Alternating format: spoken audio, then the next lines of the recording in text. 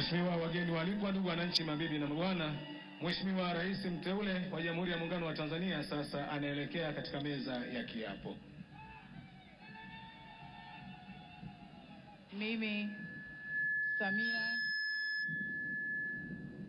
Mimi Samia Suluhu Hassan naapa kwamba nitakuwa mwaminifu kwa Jamhuri ya Muungano wa Tanzania na kuitumikia kwa moyo wangu wote, na kwamba nitaihifadhi, nitailinda na kuitetea Katiba ya Jamhuri ya Muungano wa Tanzania kwa mujibu wa sheria iliyowekwa.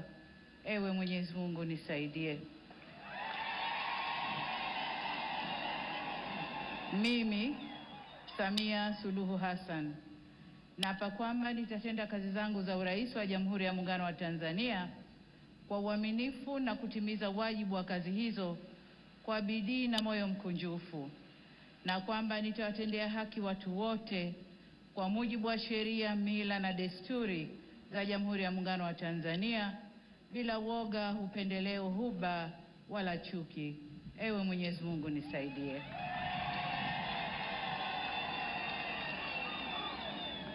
Mimi Samia Suluhu Hassan naapa kwamba katika kutekeleza madaraka niliyopewa kwa mujibu wa Katiba ya Jamhuri ya Muungano wa Tanzania, nitatetea na kudumisha umoja wa Jamhuri ya Muungano wa Tanzania kwa mujibu wa Katiba ya Jamhuri ya Muungano wa Tanzania. Ewe Mwenyezi Mungu nisaidie.